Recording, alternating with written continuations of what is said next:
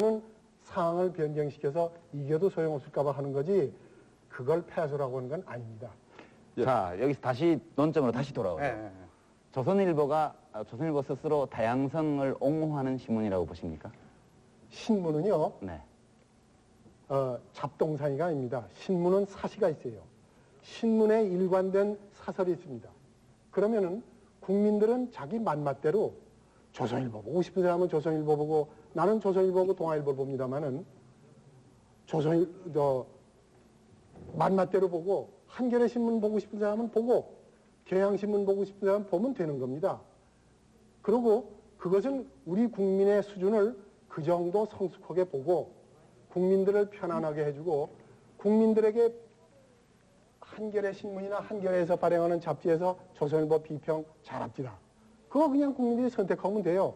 그게 만일 정직하고 꾸준히 정직하게 보도하고 왜곡하지 않고 우리나라의 발전과 번영을 위해서 도움이 된다면은 그게 수가 늘어갈 거고 그게 아니고 위선과 우리나라 발전과 우리나라 안보를 해친다고 보면은 부수가 안 늘어날 거예요. 자, 지금 그런 질문에 금방 대답 아주 단답을 그게 합니다. 주류 컴플렉스니까. 바로 그것이 조선일보가 노리고 있는 전략입니다. 그게 어찌 나빠요? 물량주의적 사고방식이죠. 그러니까 그게 어찌, 아니, 가장 많이 팔리니까 가장 옳다라는. 선택의 자유로 해서 아니, 근데 이 자유경쟁 사회에서는 잠깐요. 제1등을 하기 위해서 노력하는 겁니다. 자, 임 변호사님 말씀은 시장에 맡기자 이런 얘기인 것 같은데요. 시장에 맡기자. 신문 시장, 독자들이 아까 학생이 선택하게 하자. 얘기했지만 네. 아이디어와 정보의 시장은요 독특합니다. 그러니까 그 마켓플레이스는 독특하기 때문에 자, 여기서 그 독특한 끊고. 거에 대한 독특한 잠깐요. 메커니즘이 있어요. 네. 자, 잠깐요. 조선일보 보도. 아니요, 잠깐요. 자, 사회자가 한마디 하겠습니다. 이 신문, 어느 신문이 1등하든 2등하든 시장에 맡기자. 라는 견해에 대해서 안티조선 쪽에서 뭐 하실 말씀이 있습니까? 예, 아까 말씀드렸듯이 근본적으로 이 공정 경쟁할 수 있는 구조가 안 돼 있습니다. 우리 시장은. 그러니까 80년대 5년 동안 조선일보가 타의 추정을 불허할 수 없을 만큼 정권으로부터 엄청난 혜택을 받아서 이유와의 격차를 거의 벌려놨기 때문에 이미 그때부터 공정 경쟁은 불가능한 겁니다. 그리고 오늘의 주제가 언론자유 침해인가 이 소비자 운동인가라는 그 주제인데요. 그러니까 저희가 조선일보에 대해서 이제 임 변호사님은 그렇게 받아들이시면 되는 거고요. 또 저희가 보는 판단은 아니기 때문에 국민들이 조선일보의 실체를 정확히 모른다 이겁니다.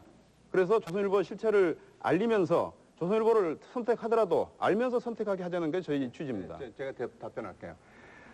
선생님 말이에요. 김 선생님은 그러면 우리나라 재벌 성립에 있어서 말이죠. 재벌 성립 과정에서는 뭐 돈도 갖다 주는 것도 있고 뭐 여러 가지 있을 거 아닙니까? 근데 지금 삼성이라든가 이제 현대라든가 이 사람들이 지금 남들이 추정을 불허할 시기에 말이지 돈을 저렇게 벌어놨다. 그래 딴 사람들이 조금 쫓아갈 수 없으니까 저건 전부 때려 부셔가지고서는 다 논아가져야 된다. 이거라든가 아니 이 얘기를 들어보세요. 나는 지금 딴 사람들이 그 가기 어려운 동경대에 가서 박사학위를 받았으니까 이렇게 논리가 정연하다 이게. 그러면 저 사람 말이지 딴 사람이 가기 전에 저 사람들이 먼저 가서 저렇게 그냥 이 토론도 제패하려고 그런다. 저 사람 때려 부시자 말이지. 이 논리하고서는 뭐가 다릅니까? 그거 지금 이게 뭐 논리가 다른 걸 얘기해요. 다른 거 이미 아니 여기 답변. 김동민 교수께서 답변하세요. 예, 이미 공정한 경쟁을 할 수 없는 조건 그리고 조선일보가 독주할 수 있는 이 과거 이 조건이 형성되게 된 배경과 역사를 말씀드린 겁니다. 그게 혁명 논리예요. 뭐냐면은 기득권은 말이지 다 과거의 죄로 인해서 이것이 기득권이 생긴 거다. 때려부시자 말이지. 지금 그리고 아니요. 또 하나 때려부시자가 아니고 지금 조선일보 독자를 우리가 뭐 인위적으로 뺏어가지고 이렇게 나눠주자는 얘기가 아니고 지금이라도 조선일보의 실체를 알면서 국민들이 정확하게 알고 선택하게 하자는 왜 것이죠. 그러냐면 말이죠. 지금 독자들이 자기가 선택해가지고 하는데 독자가 너무 많아. 줄여. 이 강제로 말이죠. 지금 줄이자고 주장한 적 없습니다. 제목 찾기 운동이 줄이자는 얘기예요. 아니 그렇지 않죠. 딴 얘기 하시네. 딴 얘기 하셔. 그래서 이렇게 얘기를 아니 하셨어요. 그리고 잠깐요. 조선일보가 네. 다양성 얘기는 잠깐 대답해. 됐습니다. 임 변호사께서 네. 말씀하시죠. 네. 우선 증거 없는 전제에서 증거를 내놓으시지 않고 전제에서 출발했습니다. 전두환 정권에서 특혜를 받은 기득권을 가지고 그 우위에 서서 한다. 우선 증거를 가지고 얘기하신 게 아니고 지금 하시는 게 조선일보의 실체를 알리려 한다. 그거는 오보다. 이렇게 얘기하시는데 그러면은 내가 알기에는 NT조선의 대표로 알고 계시긴데 제가 그 문서에서 본 그것은 그런 게 아닙니다. 문서에서 본 것은 우선 첫째 조선일보를 스로강으로 매도한 겁니다. 반통일, 극우 보수, 극우 수구, 그런 냉전 세력, 이렇게 그 실체가 뭔지도 해념도 안 되는 거 가지고 매도해 놓고, 자, 우리 데모 좀 하자. 그게 그리고 매도가 될지. 왕따하자. 우리나라의 시장, 특히 언론 시장, 정보와 아이디어의 시장이 꼭 이렇게야만, 이렇게 치졸하게 해야 합니까? 자, 여기까지 또 다시 조선일보의 경쟁의 공정성 문제라든가 이런 데 대한 말씀을 하셨는데요. 잠깐 다시 방청석으로 돌아가면서 잠깐 가라앉히겠습니다. 방청석 말씀하실 분 계십니까? 네, 저기 왼쪽에 계신 분. 민주언론운동 시민연합 김영인이라고 합니다. 네네. 아까 첫 번째 언론패의 정확한 기준에 대해서 물어보신 분께 권해드리고 싶습니다. 하루에 신문을 3가지 종류만 읽어보시면 자연스럽게 그 언론패의 기준이 확실하게 나올 거라고 생각하고요. 본론으로 들어가서 그 안티 조선운동이 언론과는 다른 시각이 존재할 수 있다는 것조차 부정하는 건 아닙니다. 저희가 문제 삼는 건, 조선일보에 대해서 문제 삼는 건 첫 번째는 조선일보가 자기 색깔을 분명히 내지 않는다는 겁니다. 조선일보는 결코 우익 보수지가 아닙니다. 민감한 사안에 대해선 언제나 논조를 바꾸고 있습니다. 그것이 차라리 조선일보가 우익 보수지임을 분명히 한다면 오히려 언론 발전에 도움이 될 겁니다. 네. 독자가 그 선택권을 보장받을 수 있기 때문이고, 두 번째 문제점은 뭐냐면 독단의 문제입니다. 그러니까 조선일보는 내가 아니면 안 된다, 내가 아니면 틀리다, 그런 식으로 어떤 사회의 담론을 형성하는 데 있어서 거대한 영향력을 행사하는 조선일보인데, 그 뭐 냉전 시각 또는 개혁 반대 그런 여론을 유포시켜 놓고 그 반대 세력에 대한 비판을 수용하지 않는다는 점이 조선일보의 가장 큰 문제점입니다. 네, 알겠습니다. 그리고 마지막으로 한 말씀만 더 드리겠습니다. 안티 조선 운동을 하는 사람들이 바라는 것은 뭐냐면, 조선일보가 그러한 엄청난 발행 부수를 가진 그 영향력뿐만 아니라 거기에 미치는 사회적 책임감을 느낄 수 있도록 저희가 비판하고 그러는 것이 지금 안티 조선 운동의 의미라고 생각합니다. 네, 알겠습니다. 혹시 방청석에서 다른 의견 말씀하실 분? 네, 말씀해 주시죠. 저는 의정부에 있습니다. 6.25 전쟁에 참전했던 참전용사예요. 네네. 근데 오늘 우선 제 말씀드리기 전에, 오늘 이 자리는 토론자로 나오신 분들이 전부 대학 교수하고 변호사입니다. 네. 그러면 진행에 있어서도 좀 정확하게 순서 있게 사회한테 발언을 얻어가지고 발언하는 것이 좋겠는데, 누가 얘기하면 중간에 나서가지고 네, 지금부터 그렇게 할 겁니다. 그렇게 하니까 네. 우리가 알아들을 수가 없어요. 그러니까 그걸 좀 정확하게 좀 교수님답게 좀 해줬으면 네. 좋겠습니다. 그리고 제가 하나 말씀드리고 싶은 것은, 저는 이 조선일보가 금년에 81세라고 봅니다. 저는 지금 금년에 75세입니다. 근데 나의 형님빨 되는데, 오늘날까지 내가 그 조선일보를 오래 봤어요. 그러면은 조선일보가 무엇을 잘못했느냐 하는 것을 저는 하나 지적한다면은, 북한에서 탈북해서 제3국으로 통해서 오는 사람들, 또는 여기에 국군 포로, 미송환 국군 포로 문제, 또 미전향, 비전향 장기수 문제, 납북자 문제, 이런 것을 아마 어느 신문보다도 제일 많이 다뤄왔다고 봅니다. 그렇기 때문에 조선일보에 대해서는 북한 정권이, 이 조선일보는 이게 수구 반도이기 네. 때문에 이걸 폭파해야 된다는 얘기가 나왔습니다. 그 말이 나오고 나서부터는 이 조선일보, 이 안티 조선일보 운동이 지금 벌어진 걸로 저는 알고 있습니다. 그래서 이렇게 본다면은 이것이 하나의, 그 말씀이 혹시 뭐 안티조선 운동이 북한의 사주를 받아서 나온 거? 아니 그러니까 그것이 나오고 나서 이런 문제가 나오니까 우리가 볼 때는 이게 또 이상하다 말이지. 조선일보가 이 북한에 대해서 가장 거슬리는 보도를 네. 많이 하고 나니까 이런 문제가 나오니까, 조선일보가 아까 우리 김용수 교수가 말씀대로 잘못 보도한 게 있고 차질이 있으면 그건 얼마든지 법적 네, 절차를 알겠습니다. 밟아서 시정하면 될 것이지, 구태여 이런 안티 조선 운동을 네, 해야 알겠습니다. 되겠느냐 하는 문제를 우리가 생각하고, 이런 문제는 나는 지양했으면 좋겠다는 의견 것을 네, 얘기했습니다. 고맙습니다. 예. 자, 방청석 혹시 한 분 더 시간이 없으니까 이 간략히 말씀해 주십시오. 네. 저는 인물과 사상 독자 모임의 장용호라고 합니다. 저는 그 안티조선 운동을 김대중 주필하고 조갑재 같은 사람들을 퇴진시키고 싶어서 시작을 했는데 아까 저기 그 변호사님께서 주주도 아니면서 어떻게 그 퇴진시키려고 하느냐 그러는데 그 주주가 조선일보는 방씨가 한 거의 7, 80%를 차지하고 있지 않습니까? 그렇기 때문에 그 두 사람을 퇴진시켜준 사람은 그 방씨들 뿐인데 저는 그런 의미에서 조선일보가 1등 신문이지만 방씨 문중의 일부 방씨 문중일보 수준밖에 안 된다고 생각을 합니다. 그런데 모든 그 강력한 그 영향을 발휘하면서 그 한국의 그런 나쁜 짓을 많이 하고요. 그다음에 제가 임강규 변호사님께 자꾸 보니까 뭐 변호사보다는 뭐 개그맨 비슷한 그러신 것 같았습니다. 아주. 네, 이 명예훼손이 되는 말씀 하지 마시고. 죄송합니다. 아, 좋아요. 예. 재밌으면 법조인이시니까 여기는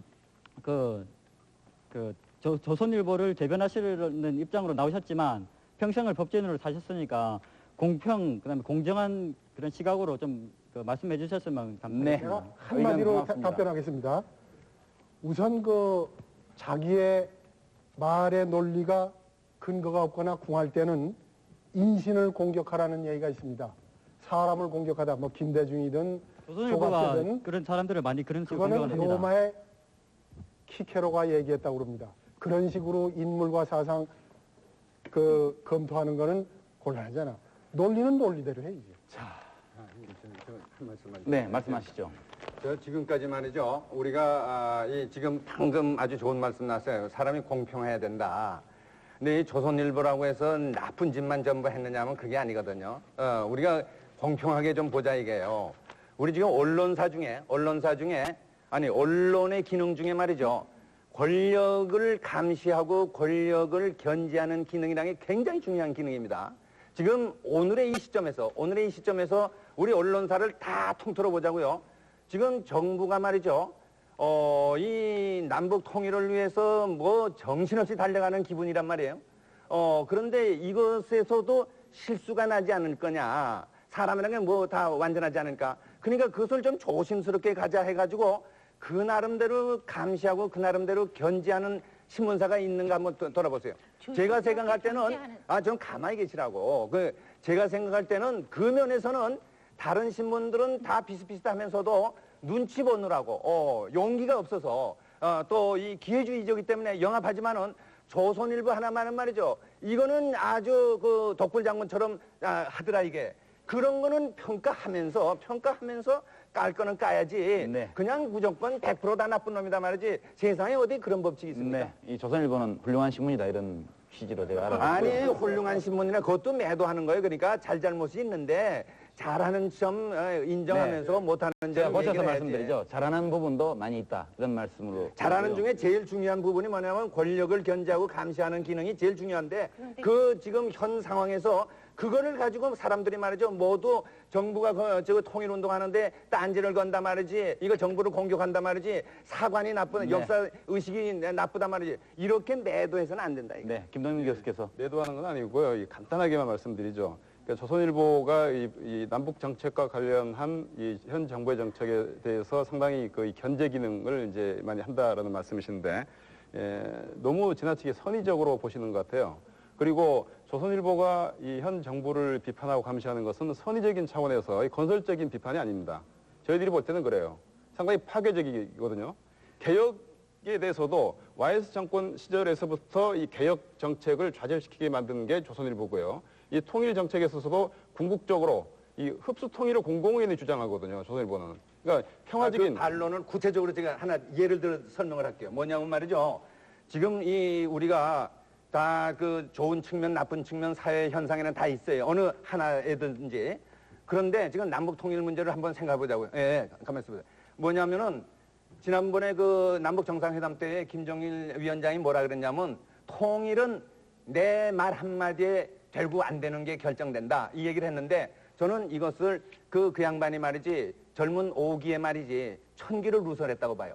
뭐냐면은 그 양반의 말 한마디로 되는 게 아니고 김대중 씨하고 짝짝꿍이 되면 하루아침에 전 국민이 반대해도 되게 돼 있습니다. 그걸 내가 설명을 할게요. 자, 아니, 여기 가면서. 잠깐만요. 아니, 제가 굉장히 끊겠습니다. 중요한 거예요. 아니요, 그것을 아니요. 지금 견지하는 거예요. 조선일보가 지금 그걸 견지하는 거라고. 제가 끊겠습니다. 제가 여기서 지금 무슨 북한에 대한 인식을 토론하는 자리가 아니기 때문에 여기서 일단 맞춰주시고요. 아니, 정부를 견지하는 그 기능 속에 지금 그게 결부됐기 때문에. 사회자가 하는 말 얘기예요. 좀 하겠습니다.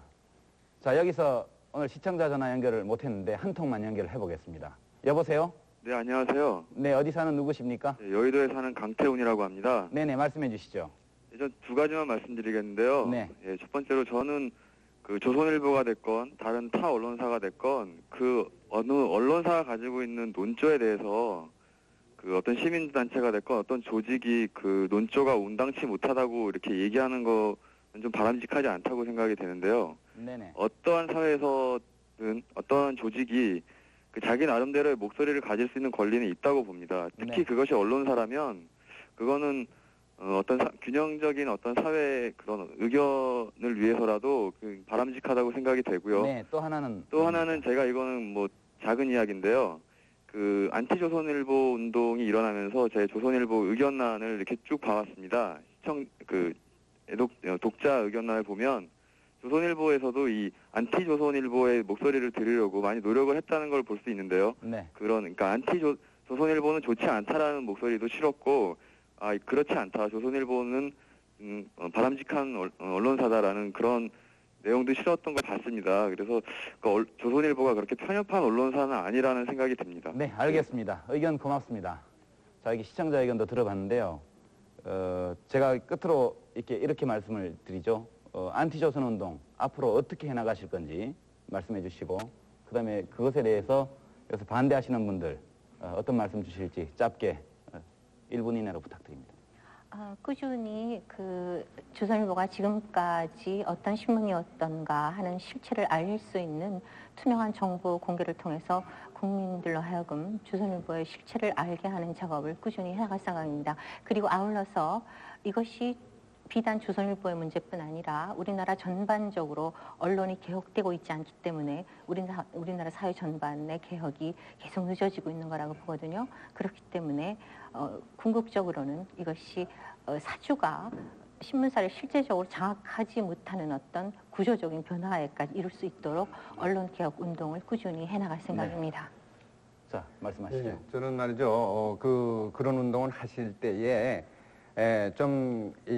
아까 얘기한 대로 적법 절차가 거쳐서 할 수 있는 건 적법 절차를 맡기고, 그 다음에 그거 가지고 도저히 안 되는 부분만 따로 가지고서는 하시되, 페어네스, 공평한 거하고 듀 프로세서, 정당한 절차를 거쳐서 해야 됩니다. 지금 이 운동은 말이죠. 시민 운동은 이거는 하시는 분들은 그렇지 않다고 생각하지만 객관적으로 볼 때는 아까 여러 가지 의심을 할 수 있어요. 이게 정부의 앞제비가 아니냐, 또는 말이죠. 그거 아니라도 그렇게 볼 수 있고, 또 하나는 뭐냐면 말이지, 이게 이러다가 이 사람들이 천정을 모르고 마음대로 세상을 좌지우지하려고 그러는구나, 이런 이제 그 오해를 불러일으킬 수가 있단 말이에요. 시민운동이라는 것이 말이죠. 뭐든지 해도 된다는 건 아닙니다. 그거는 자제할 수 있어야 됩니다. 네. 예. 그러니까 그 전화와 관련돼서 이제 그 김정 선생님 그 보완을 하면은 그렇게 볼 수밖에 없는 것이 이 조선일보 독자 입장에서 1차 선언 기자회견에 대한 그 기사를 왜곡 보도를 했습니다. 네. 그건 이제 저희가 정정보도 중재위원회 요청해가지고 정정보도가 나왔고요. 그다음에 발족 기자회견에 대해서도 왜곡 보도를 했어요. 그 왜곡 보도를 보고 독자 투구가 올라온 겁니다. 그렇기 때문에 조선일보 그런 그 왜곡 보도의 실체를 알리는 그런 활동들을 하게 될 겁니다. 네네. 끝으로 임 변호사께서 예. 짧게 부탁드립니다. 지금 한마디로 말해서 상대주의 가치관의 자유민주주의 기본 질서에서는 가급적이면 평화롭게 의견과 정보가 교환되는, 원활하게 교환되는 그런 언론의 시장이 확 열려야 합니다. 거기에서 무슨 대모니 왕따니 누구를 김대중이 조갑제를 어떻게 하라니 인사 개입하는 것은 하나의 시민생활의 평화로운 시민생활의 일탈행위라고 생각합니다. 자, 이걸로 오늘 토론은 마무리를 해야 될 것 같습니다. 여러분 보신 대로 의견이 팽팽하게 맞습니다. 어떤 접점이 보이지 않는데요.